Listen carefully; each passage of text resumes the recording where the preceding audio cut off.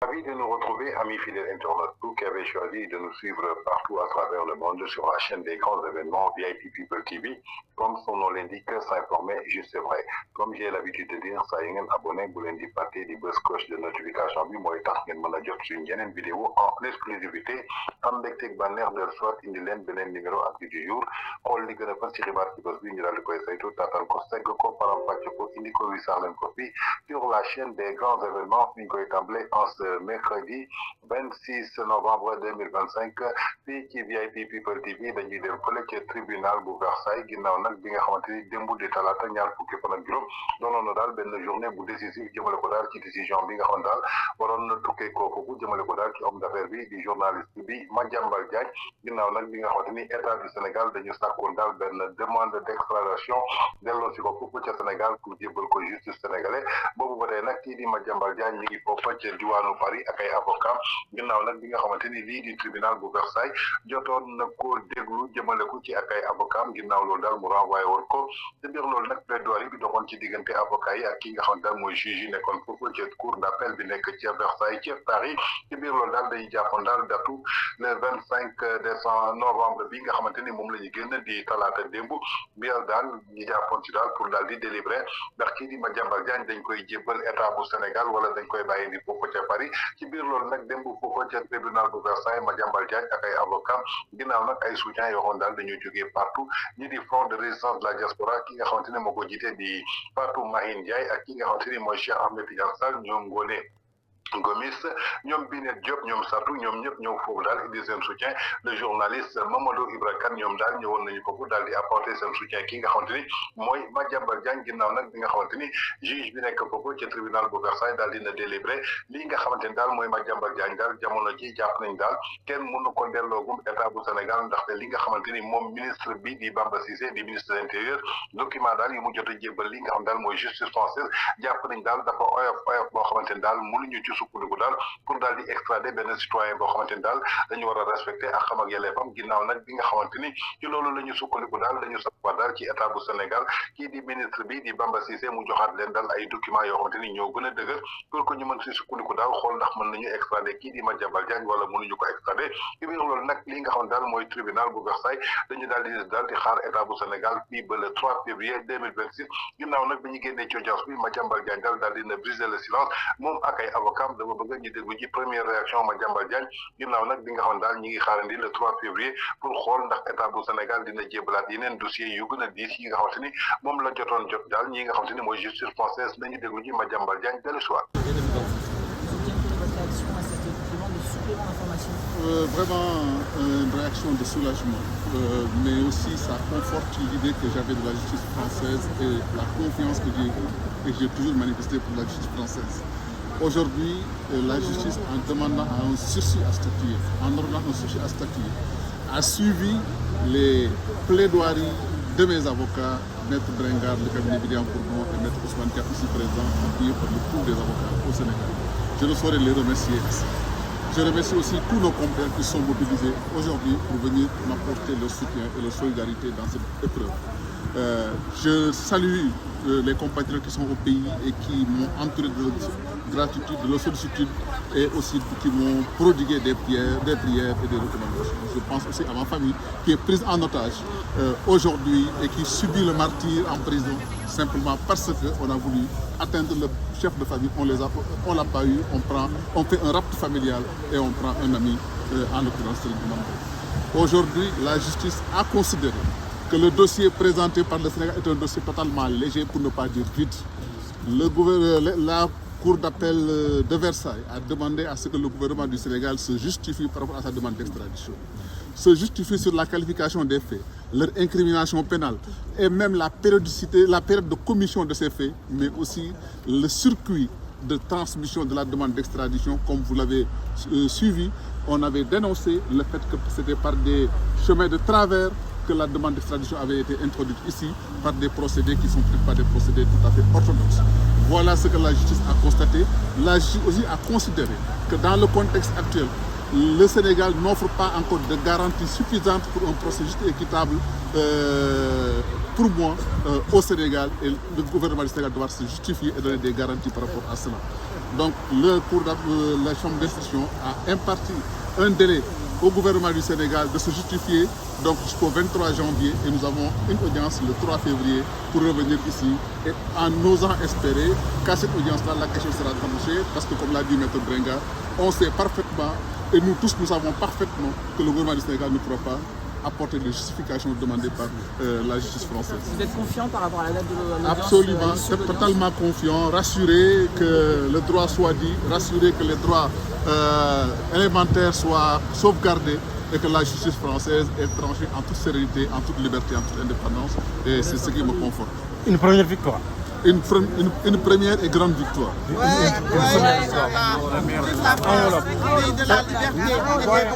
Les dernières nouvelles de votre famille? Les dernières nouvelles de ma famille, mon épouse, comme vous le savez, est très malade. Elle est hospitalisée en détention. Une expertise médicale a été demandée par mes avocats. Depuis plus d'1 mois, cette demande d'expertise traîne. On n'y a pas donné une suite. J'ose espérer que la justice sénégalaise entendra le comportement de leurs pères français qui ont souhaité sauvegarder les droits de la personne humaine et la dignité de la personne humaine.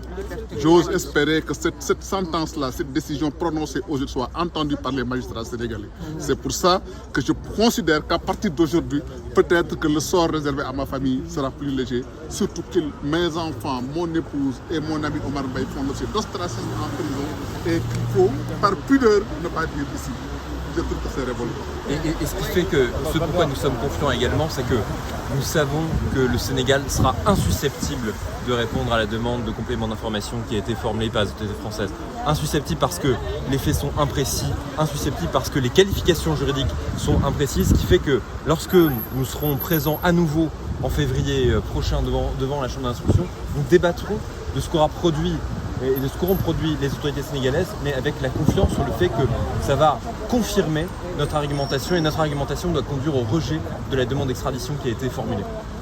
Très bien. Si on le fait. Sinon, Maître Thiam, yow loo si war a dolli rek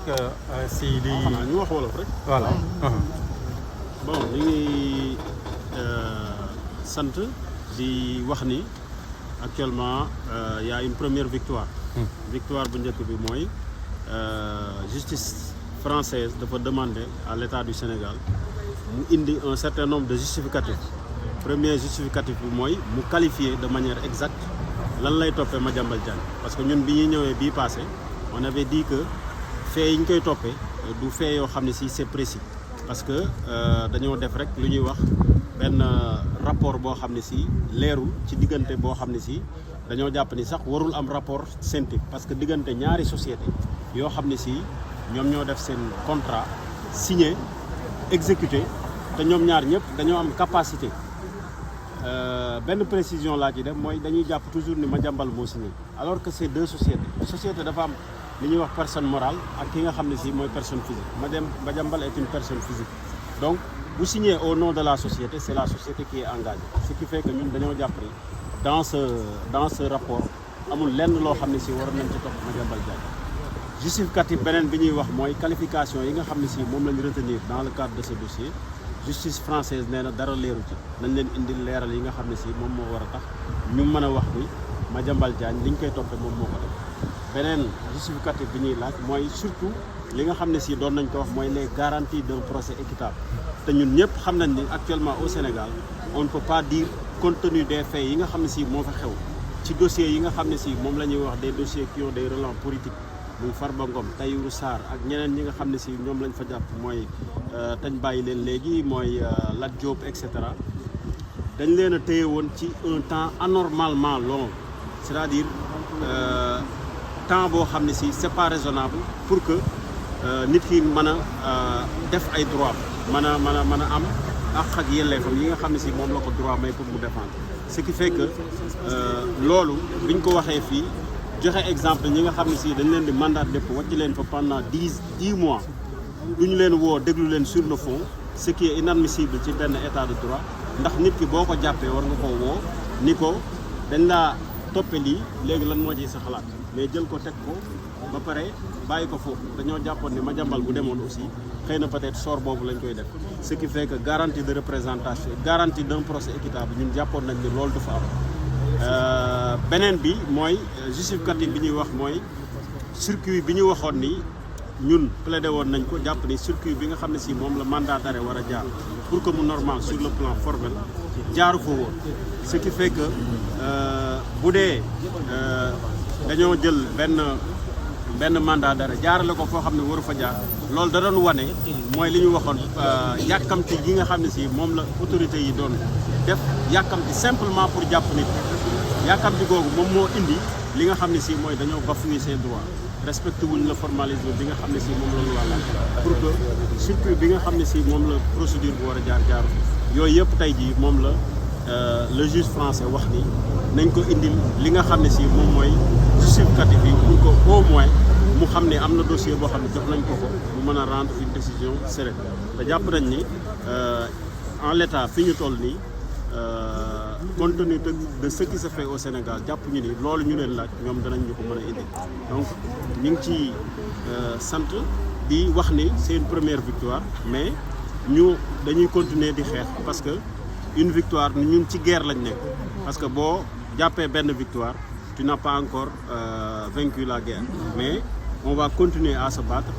renvoyer nañ dossier bi ba le 3 février donc d'ici là ñun jàpp nañ ni lii nga xam ne si laaj nañ ko les autorités jàpp naa ne mënuñu ko indi parce que la fa xew boo ko gisee danañ xam ni tout ce qui s'est passé au Sénégal montre que le droit a été bafoué, les droits de l'homme sont en train d'être bafoués, les droits des détenus sont en train d'être bafoués, ce qui fait que loolu mënul ànd ak le respect des garanties de bon procès. Donc ci loolu la ñuy wax ni ça c'est une première victoire te ñu ngi xaar espérons que diggante bi Sénégal du fi mën a indi affaire yi ce qui fait que bu ñu ñëwee le 3 février jàpp nañ ni Madiambal Diagne dinañ ko bàyyi mu dox ay yitteem parce que ñun jàpp ñu ni c'est quelqu'un qui a fui. loolu dañ koy wax il n'a rien fait. il n'a rien fait on le répète ce qui fait que maintenant lépp li ñuy wax mooy danañ ànd ak moom ci bataille bi ba mu remporter la guerre ensuite li ci des ñu dem Sénégal xeexal pour saafara. les blancs colonels Madiambal dégg nga gars yi may dañ ci tuwaay gars yi Madiambal dégg nga li sa avocat yi wax tey nga dikkoon si li ñu doon xaar mooy délibéré mais dégg nga li juge yi wax ban jàngal ngay def tey si délibéré bi ñu reporté jusqu'au 3 février. waaw bala ma dem ci délibéré bi da ngeen may ma sant yàlla li nga xam ne ni defal nañ ko muy xéewal sant leen yéen ñi ngeen xam ne ñëw ngeen fi def sama ay bokk yi sama ay nawle sant ñi nga xam ne ñi ngi Sénégal te seen xel yëpp nekk fii sant ñi nga xam ne ni da ngeen di chaque fois ngeen bàyyi seen yitte bàyyi seen liggéey bàyyi seen njaboot ci hiver bi sedd bi ngeen ñëw jiitu ma fi dama fi xaar pour taxawuma di ma woon ak bokk ak kóllëre aw ma seen pay maa ngi leen di sant di leen gërëm te di leen wax ni leen que li ngeen def gis naa ko ak bokk ak leen ak bokk fay ak yéene yàlla leen lépp loolu mooy li nga xam ne moom laay jëkk a wax li ma ciy dolli tamit moo di aw ma cant ku doy ci sama avocat yi muy cabinet maître Vidiane Bourdon nga xam ne Vincent Bringard moo ko fi teewal ak maître Ousmane Thiam bi nga xam ne moo jógee Sénégal représenté ci pour avocat yi nga xam ne ñoo nekk Sénégal boo leen dee lim mooy maître Dior Diagne maître Ramatoulaye Ba maître El Hadj Amadou Sall maître Pape Sène maître Antoine Mbengue maître Arona Bass ñooñu ñëpp taxaw ànd di liggéey pour suñu dossier bi ñu taxaw ko ak taxaw suñu njaboot maa ngi bàyyi xel nag sama njaboot bi nga xam ne ñu ngi ci biir kër ñu ngi ci biir kaso ba muy sama soxna ak ay samay doom ak sama xarit sëñ Amar Mbaye ya nga xam ne dañ leen a téye teguñu ko ci yoon ñaan naa yàlla ñu gaaw leen a bàyyi te maa ngi ñaan tamit juge yi nga xam ne ñoo nekk Sénégal di magistrat yi ay ngir yàlla dañ déglu seen naataango yi nekk France taroy ci ñoom ñii kat war nañ leen ni leen yoon dañ koy doxal justice dafa war a indépendante libre di joxe ay décision ya nga xam ne ni day sàmm àq ak yelleefu doomu adama dafay teg ci yoon loolu moo may tax ma dellu si décision bi xam ne jël nañ ko chambre d'instruction dani dossier bi leen Sénégal yow mën a gun cee sukkandiku pour mën a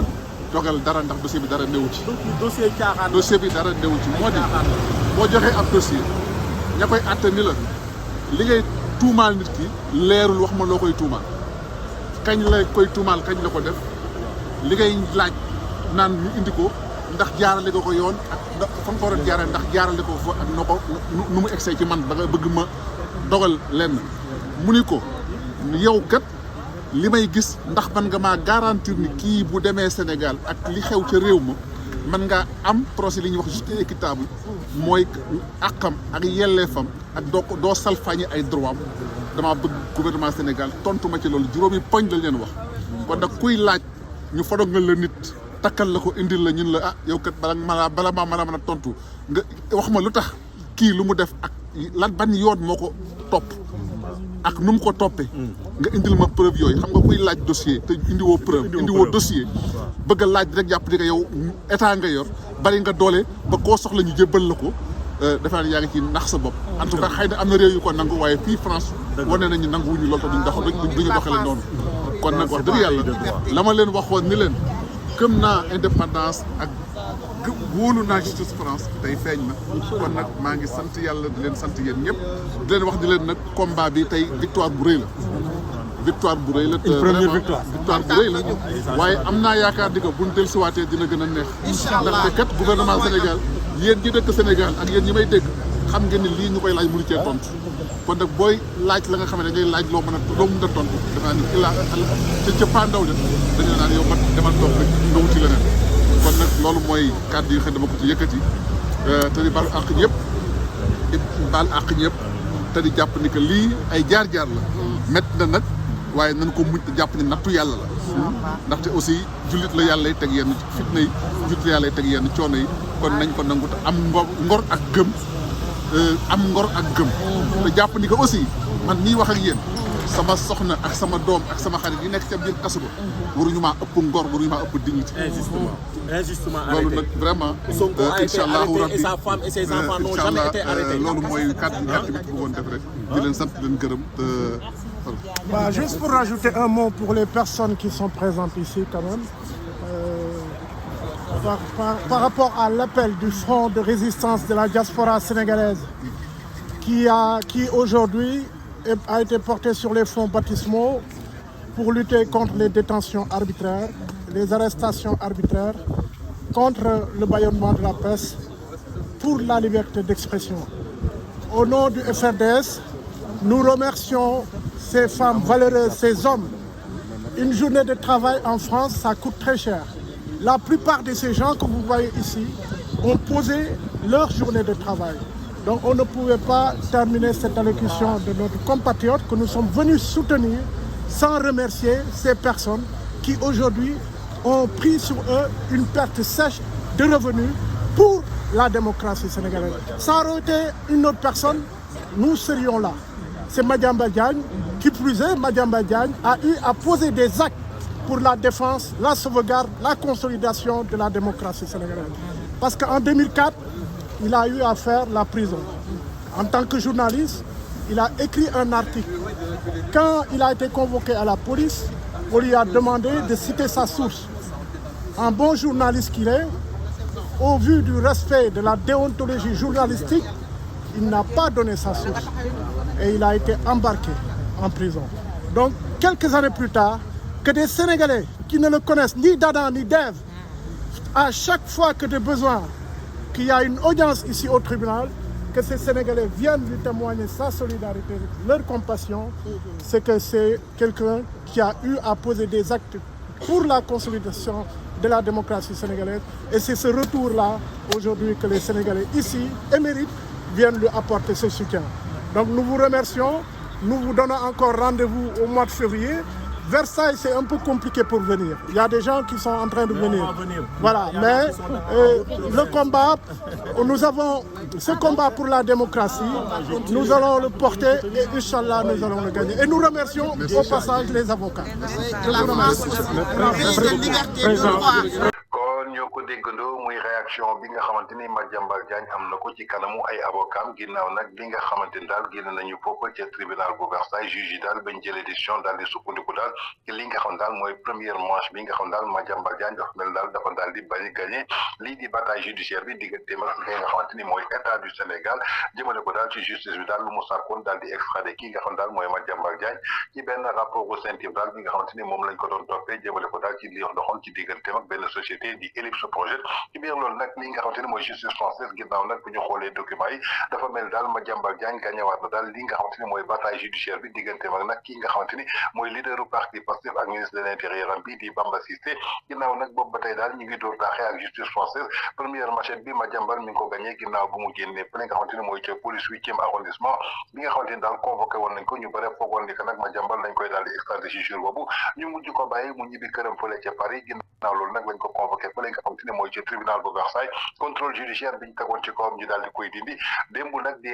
talaata ñaar fukki fan ak juróom ci weeru novembre biñ doon xool daal ndax dinañu jot a délibéré pour kii di Madiambal Diagne ñu delloo ko daal kii nga xamante ni mooy justice sénégalaise comme luñ ko sàkko woon ci seen communiqué boobu nga xamante ni Bamba Cissé moo ko daal di woon génne jëmale ko daal ci benn extraction kii nga xamante ni mooy Madiambal Diagne justice française daal bu mu xoolee documents yi jàpp ne que daal kayit yi nga xam daal Sénégal daf ci sukkandiku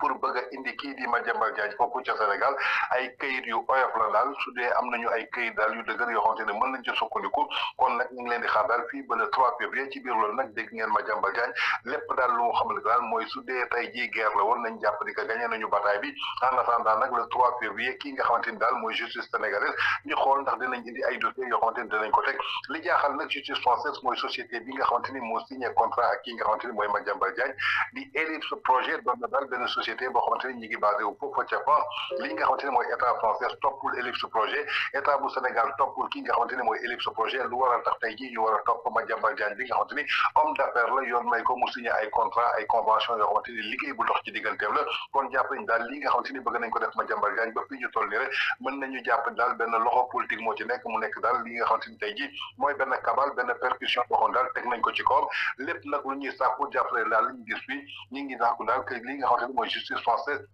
bëgg nañu daal tey jii li nga xamante ni mooy état bu Sénégal jox leen daal ay dossiers yu solide su dee xam nañu nag amuñu dossiers yu solide kii nga xamante ni mooy soxnaam ak ay doomam yi nga xamante ni ñu ngi leen tey foofu ca kaso bi kon dafa jot tey jii ñu bàyyi leen ñu ñibbiwaat li nga xamante ni daal mooy seen kër li mën a am ba am daal mooy délibéré ba ñu ngi koy xaar daal incha allah le 3 février te le 3 février su dee kii nga xamante ni mooy état bu Sénégal jébbalaat na yeneen dossier jox ko kii nga xamante ni mooy justice française comme ni ko avocat bi waxee di maître Thiam ñoom aussi su boobaa dañ leen koy yëgal te suñ leen ko yëgalee ba noppi dañu war a ñëwaat encore jàkkaarloog def beneen plaidoirie kon nañu jàppale que daal lii nga xam ne daal mooy firme judiciaire bi dox ci extradition kii di Madiambal Diagne amaana daal jeexagul même le 3 février boobu sax du tax tey jii mu jeex li am solo ba am solo daal mooy Madiambal Diagne depuis boobu ba tey daal mi ngi gagné combat bi li ñu war a wax nag tey jii mooy dossier yi nga xamante ne Madiambal Diagne teg na ko ci table bi jëmale ko ci loo xamante ne dafa soxal suñu sécurité nationale soxal ay contrat armement bi nga xamante ne tey jii sénégalais dañu war a am droit à l'information je crois que tey jii magistrat yi ci loolu lañu waroon ubbi enquête